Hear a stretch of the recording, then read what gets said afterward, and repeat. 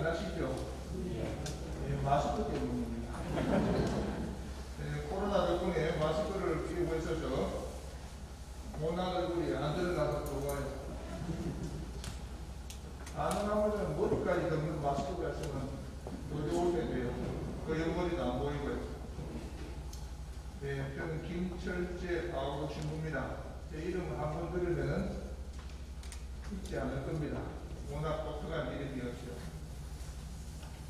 그래서 동료사리들이 저보고 장철이라고 불렀는데 요즘 와서는 고철이라고 부릅니다. 나이 들었다고. 조금 더 지나면 이제 퇴출되겠죠.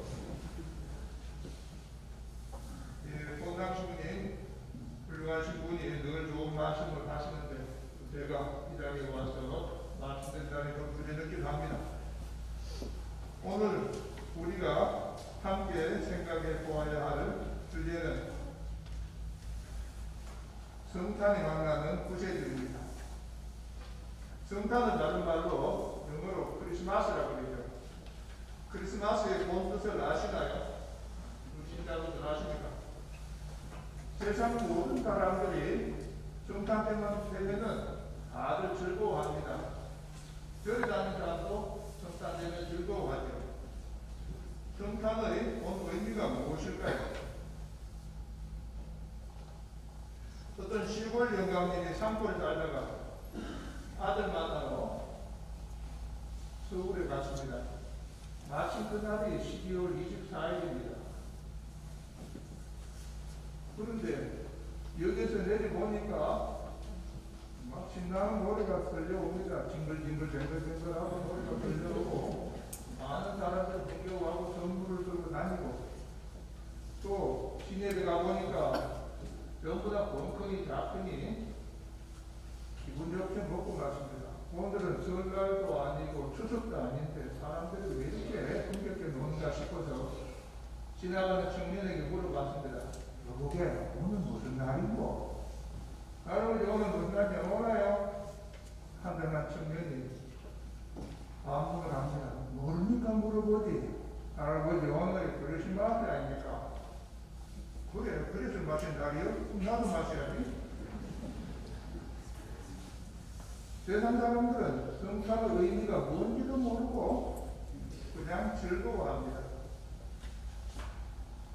성탄은 바로 하느님께서 우리 사람들이 정체성이 무언가를 깨닫게 해주는 그 날입니다. 내가 누군지를 아십니까? 나는 누굽니까? 누군가에게 당신 누구십니까? 하고 물으면 대부분은 이렇게 답변합니다. 오늘 학교 선생입니다. 저는 회사 사장입니다. 대부분은 자기네 직책, 기능, 그것을 이야기합니다. 정작 자기가 어떠한 존재인지 자기 뿌리가 무엇인지를 이야기하지 않습니다.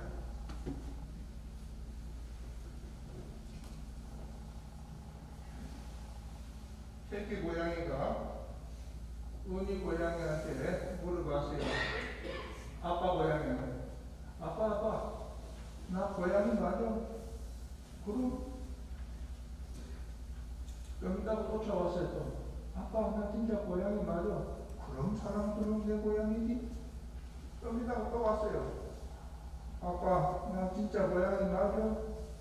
맞다니까. 네 번째 또 와서 아빠 나 고양이 맞아? 그래 개새끼야.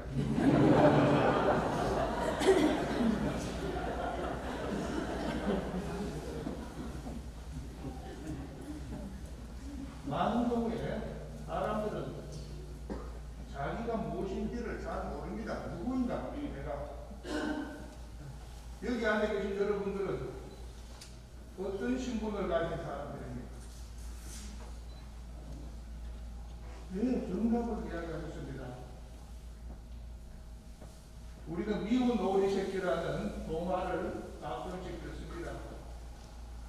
오리 새끼인 줄 알았더니 나중에 알고 보니까 내가 뭐라고요?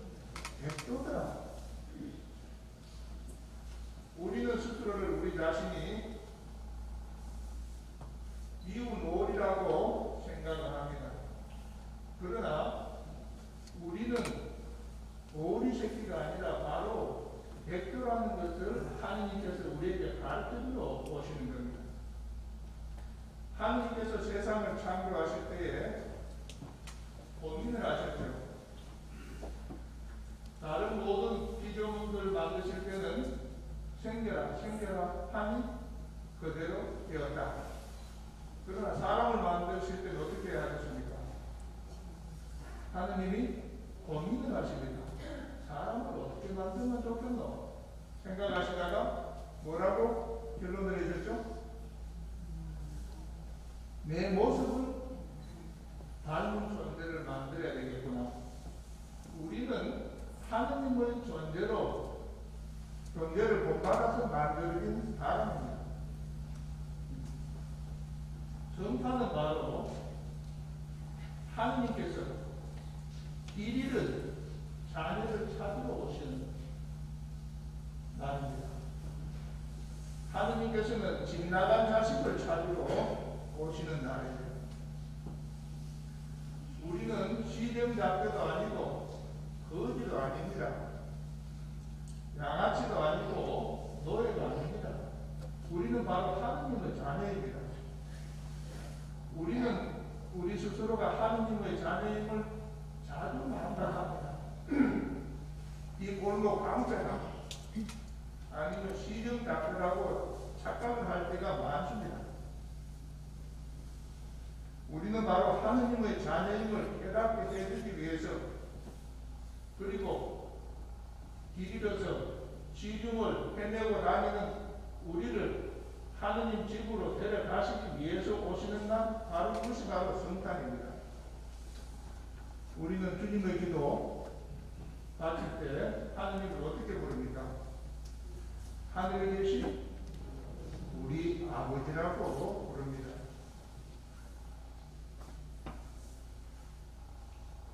아담과 이브가 범죄한 이후로 인류는 하느님과의 거리가 멀어졌습니다.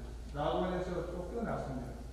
하느님이 쫓아내셨다기보다 죄지어서 사람이 하느님에게서 스스로 도망쳐가게 된 거죠.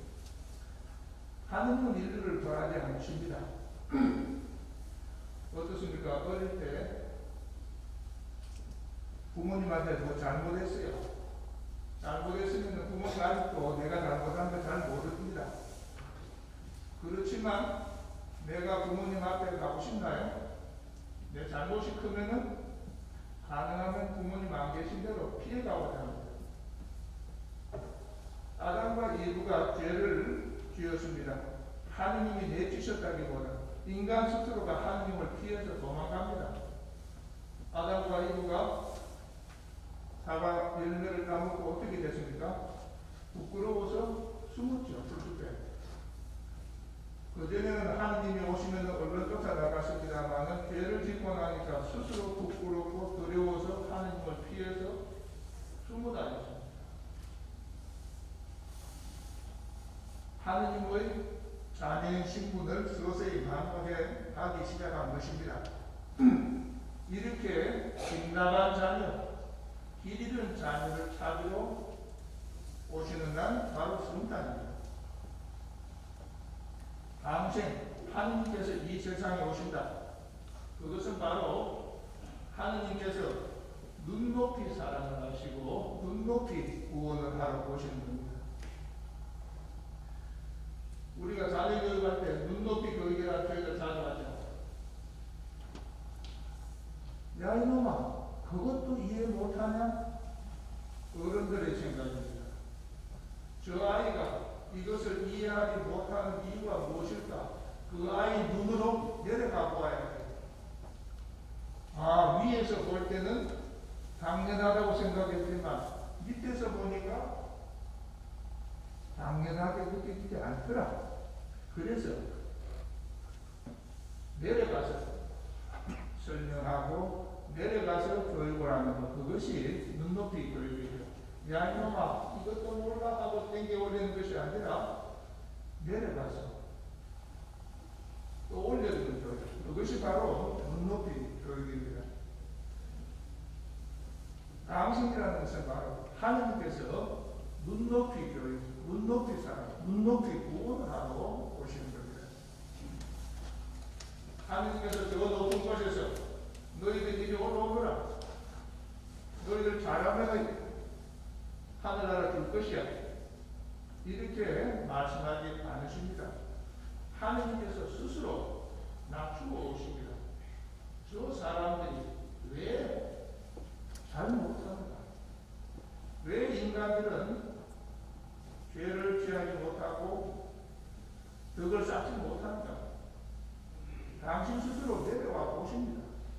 그리고 당신 스스로 우리 사람들과 살아보시고 밑에서 우리 인류를 들어 올려주시려고 하는 것, 바로 눈높이 구원입니다. 다른 생물들은 천사들보다 후비가 낮습니다.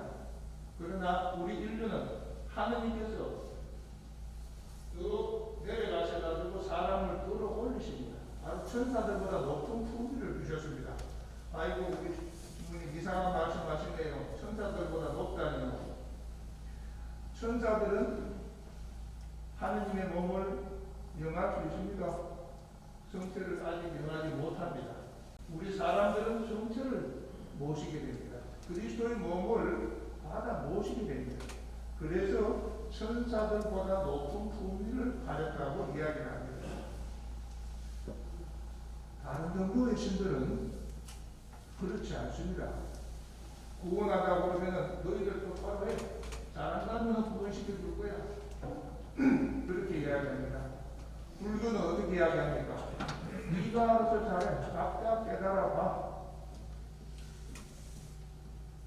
어떤 정도도 그 절대자가 피조물 가운데 내려오시고 피조물보다도 더 낮은 곳에 내려와서 그 피조물을 들어 올려주려고 하는 종교는 없습니다.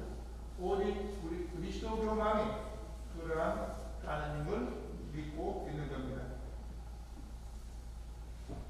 그래서 성탄은 눈높이 사랑이라고 합니다. 하느님께서 우리를 구원하러 오셨다고 하지만 그러나 우리가 그 구원을 받을 역량은 되어야 되죠. 어떻게 하면은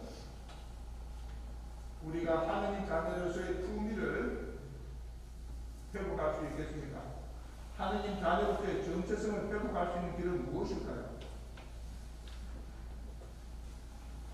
혹시 이런 질문들 기억나시죠?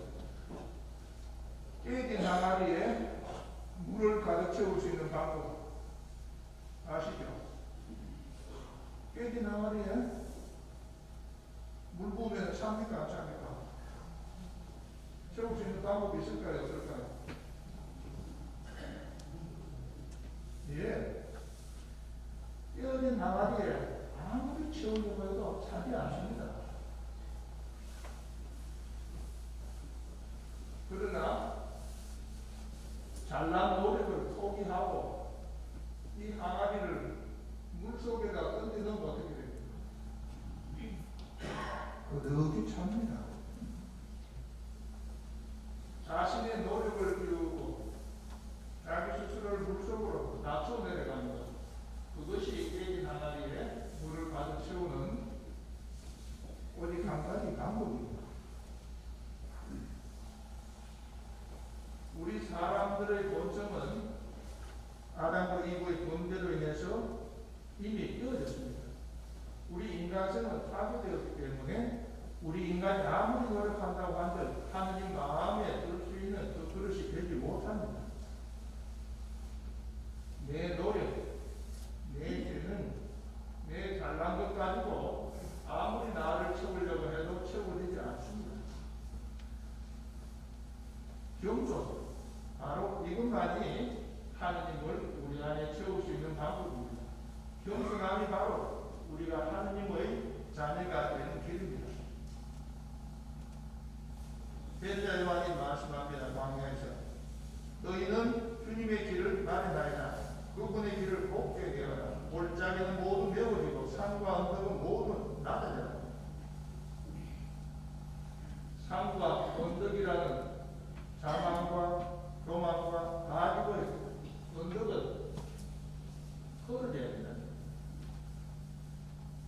겸손만이 하느님을 받아들일 수 있고 겸손만이 우리가 하느님의 자녀가 될 수 있는 길이라는 거죠.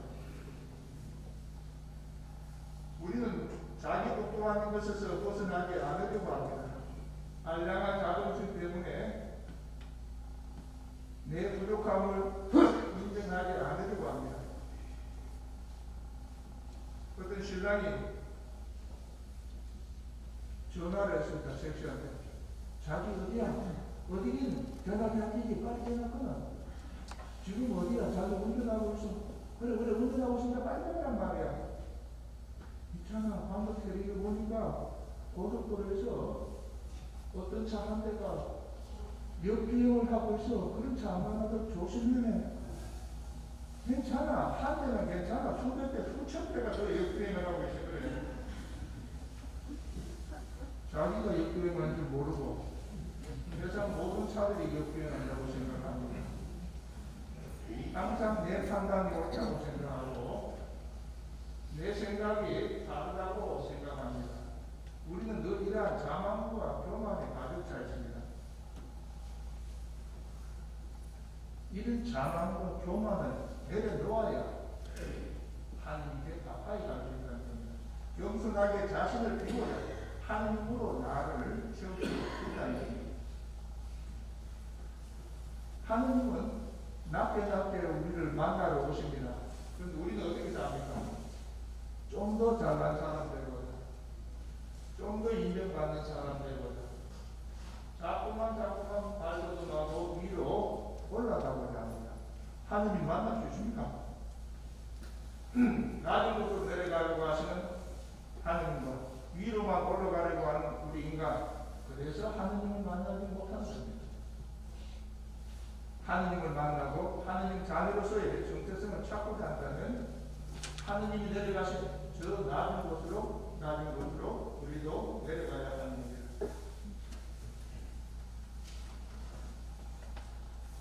그런데 가끔 어떤 분들은 그럽니다. 겸손한 것하고 비굴한 것하고 차이가 뭔가요? 혹시 아십니까? 낮추는 건 다 맞습니다. 겸손이나 비굴함이나 낮추는 건 맞죠. 그 차이가 뭘까요? 많은 분들은 나 겸손하게 사는데요 라고 생각을 합니다. 의도가 무엇이냐, 자신을 낮추는 의도가 무엇이냐에 따라서 겸손이 될 수 있고 비굴함이 될 수 있는 겁니다. 남한테 박수 받고 좋은 노래 들으려고 낮추는 것, 아니면 얻어 터질까 싶어서 자신을 낮추는 것, 그 목적이 자기 자신을 위해서라면은 그것은 비굴한 것. 그러나 자신을 낮추는 목적이 남을 위한 것이면은 그것은 겸손입니다. 남을 더 돋보이게 하기 위해서 나를 낮추는 겁니다. 남에게 도움을 주기 위해서 나를 숙입니다. 그것은 겸손입니다. 그러나 내가 낮추고 비비면서 내가 득보기를 원해서 아니면 더 큰 고통이나 손해를 피하기 위해서 낮춘다면 그것은 비굴합니다. 우리는 비굴한 사람이 아니라 겸손한 사람이 되죠. 바로 사랑하는 사람이 되어야 하는 겁니다.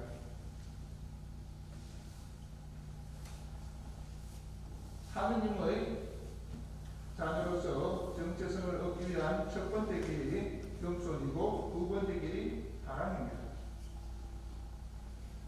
언젠가 제가 생일잔치라고 생일을 하고 신자들이 모였습니다. 모여가지고 서로 주님 생일 축하합니다 해놓고는 아들 선물 들고 와가지고 내한테 안 주고 저것끼리 주님 생일 축하합시다 하고 선물 주고 받아요. 아니 내 생일 잔치에 선물 들고 와가지고 내한테 안 주고 신자들끼리 주님 생일 축하합시다 하고 자기들끼리 선물 주고 받아요. 기분 어때요? 여러분들이 이런 경우 해보셨습니까?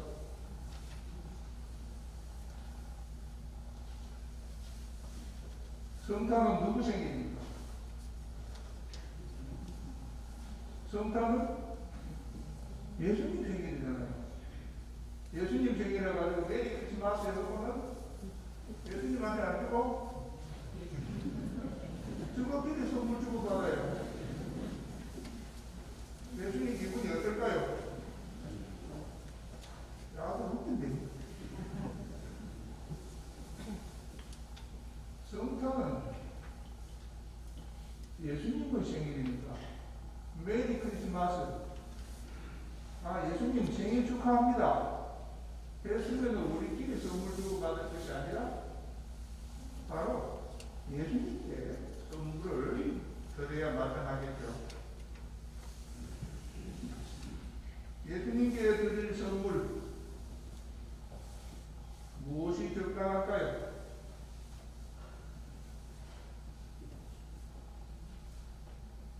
사랑의 선물이죠. 마태복음 25장에 나오는 최후 심판의 비유.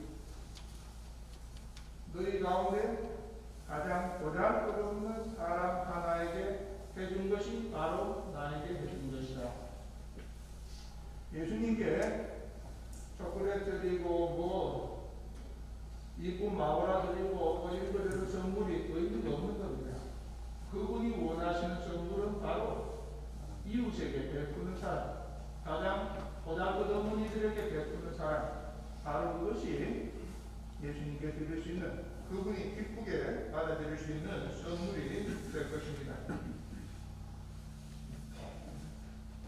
사랑이라는 이야기 나왔습니다만 오늘 인권주일인데요. 인권주일에 대해서 잠시 한번 말씀드리고 넘어가겠습니다. 요즘은 우리 모두의 인권, 권리에 대한 것이 굉장히 강해졌죠. 작은 많은 것을 놓치지 않으려고 합니다. 대표적인 글귀가 이겁니다.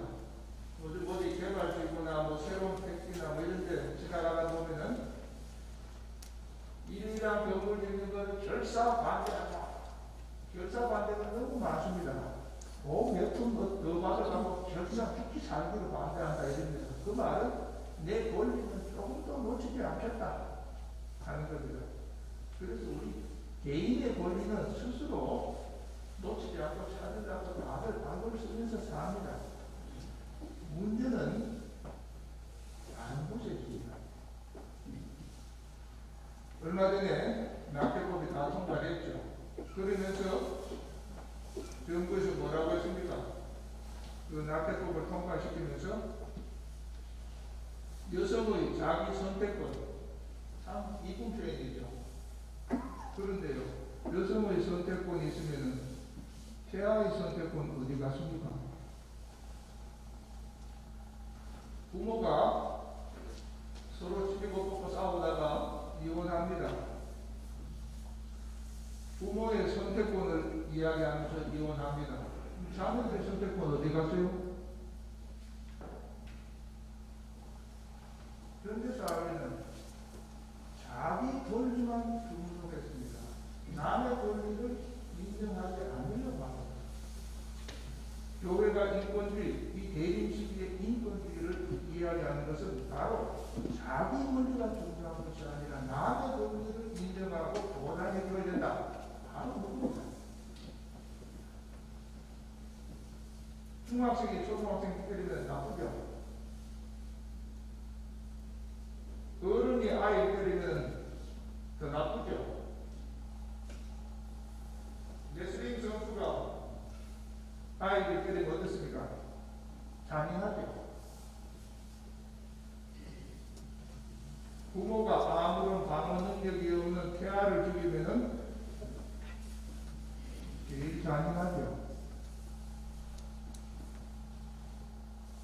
내 권리만 중요하고 남의 권리는 중요하지 않다는 것. 이게 오늘날 우리가 사는 사회의 모습입니다. 사랑이라는 건 이런 표현을 한다면 바로 이겁니다. 내 권리가 아니라 남의 권리를 인정해주고 남의 권리를 찾아주는 것, 그게 바로 사랑입니다. 권력 있는 사람의 권리를 더 보장해주는 것, 예수님께서 원하는 사랑이 아닙니다.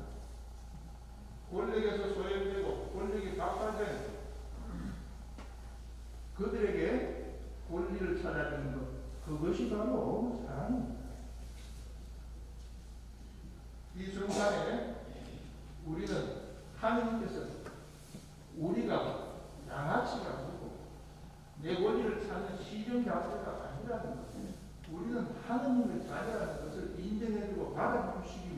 오셨습니다. 바로 이러한 하느님의 사랑을 우리가 받아들이려면 우리도 겸손하게 우리를 낮추고 이웃을 사랑하는 사람이 되어야 합니다. 사랑의 하느님과 같아지려고 하는 소리. 나는 사랑과 반대되는 삶을 산다. 하느님의 자녀가 될 수 없는 거죠.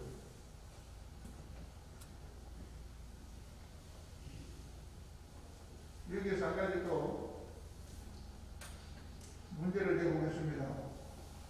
검소하게 사는 사람, 나 검소하기 때문에 남에게 베푸는 것도 쉽지 않다고 생각하는 사람들이 있습니다. 검소한 것하고 인색한 것하고 안 쓰는 것은 같죠. 차이가 뭘까요? 검소하게 사는 사람, 인색하게 사는 사람 안 써요. 그건 같아요. 그런데 결정적인 차이점이 뭡니까? 겸손과 비굴 차이하고 같습니다. 누구를 위한 안 쓰는 것인가? 나를 위해서, 내 장래를 위해서, 내가 더 큰 걸 하기 위해서 안 쓰는 것. 그건 인색이죠. 남을 위해서, 도와주기 위해서 지금 내가 쓸 걸 하지 않고 모아두는 것. 그것은 검소입니다. 검소한 사람은 사랑하는 사람입니다. 그래서 인색한 사람은 사랑하지 않는 사람입니다. 정탐은 바로 하나님께서 우리를 찾아오시고 길 잃은 우리가 거지가 아니고 양아치가 아니라 바로 하나님의 자녀라는 것을 인식시켜 주시기 위해서 오십니다. 그리고 바로 그러한 하나님 자녀답게 살리는 바로 겸손함과 사랑이 있어야만 가능한 겁니다. 그래서 언젠가 제가 시대들에게 그런 보석을 내었습니다. 다른 보석 다 필요 없고요. 이번 성탄에는 이웃들에게 사랑 베푸는 것 세 번 실천하십시오. 그렇게 했습니다. 그런데 성탄 선물이 일찍 들어왔습니다. 저한테 카드가 있었습니다. 주무님 성탄 미리 축하합니다. 주무님도 착한 일 세 번 하십시오. 예, 사랑한다면 우리가 하느님의 자녀임을 느끼게 될 것입니다. 사랑한다면 우리는 기쁨을 누릴 것입니다. 사랑한다면 우리가 완전해짐을 누릴 것입니다. 이러한 사랑, 내가 교만해서는 불가능합니다. 자신을 낮추고 스스로를 비우는 사람, 진정한 사랑을 할 것입니다. 겸손하지 않는 사람의 사랑은 상대의 자존심을 꺾고 품위를 상하게 합니다. 겸손한 사람만이 온전한 사랑을 할 수 있을 것입니다. 우리를 사랑하시고 우리를 하느님 당신의 자녀로 삼으러 오신 바로 그분의 뜻대로 우리가 하느님의 자녀임을 새삼 느끼게 되면 겸손하게 이웃을 사랑합시다. 아멘.